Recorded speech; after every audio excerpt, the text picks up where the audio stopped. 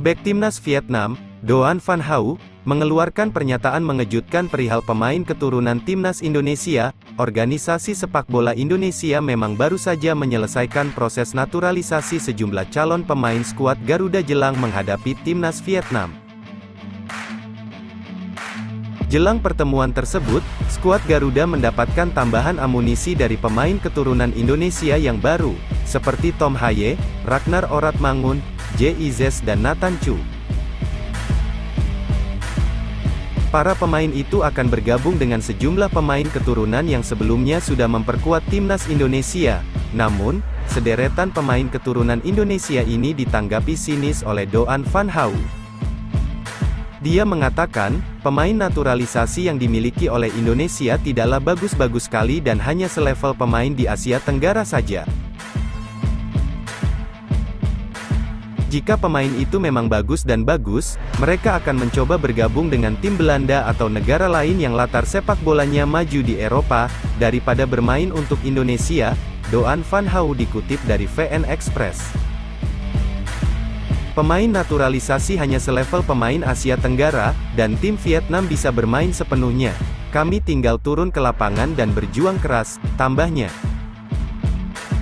Sayangnya, Doan Van Hau tidak ikut serta dalam pertandingan kontra timnas Indonesia karena mengalami cedera, padahal dia merupakan salah satu pemain yang sangat dinantikan oleh supporter timnas Indonesia karena permainan kasarnya.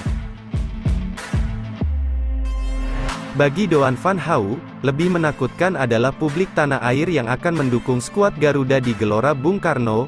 Bukan tanpa sebab, Van Hau mengkhawatirkan supporter timnas Indonesia karena ia pernah mengalami tekanan mental luar biasa saat bertandang ke GBK di Piala AFF 2022 lalu.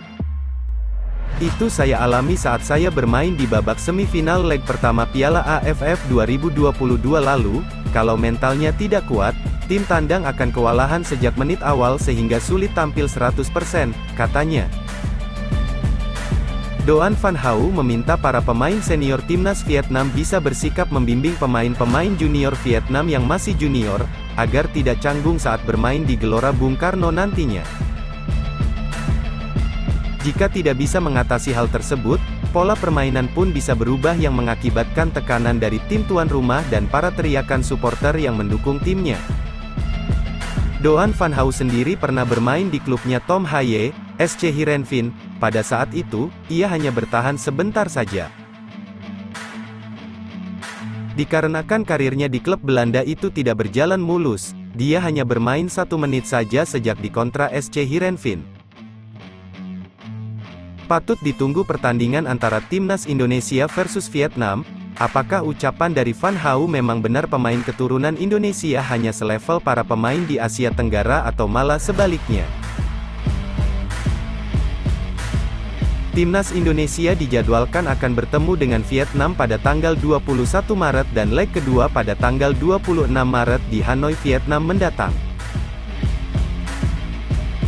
Pertandingan ini sangat menentukan langkah skuad Garuda untuk kedepannya, mengingat timnas Indonesia kini berada di dasar klasemen sementara grup F pada kualifikasi Piala Dunia 2026 zona Asia. Skuad Garuda harus berjuang ekstra keras untuk memenangi pertandingan melawan Vietnam di home maupun away. Jika tidak berhasil, perjalanan timnas Indonesia melanjut ke ronde ketiga di kualifikasi Piala Dunia 2026 ini akan terasa semakin sulit untuk kedepannya. Dengan tambahan tenaga baru, diharapkan para pemain punggawa Garuda dapat menampilkan permainan yang menggempur tim lawan terus-menerus. Apapun itu, timnas Indonesia wajib untuk meraih kemenangan perdana mereka di babak kualifikasi Piala Dunia 2026 zona Asia ini, setelah dibungkam Irak dengan skor 5-1 dan hasil imbang melawan Philippines. Semoga saja kemenangan yang didapatkan oleh skuad Garuda, agar dapat merubah posisi di klasemen sementara di grup F.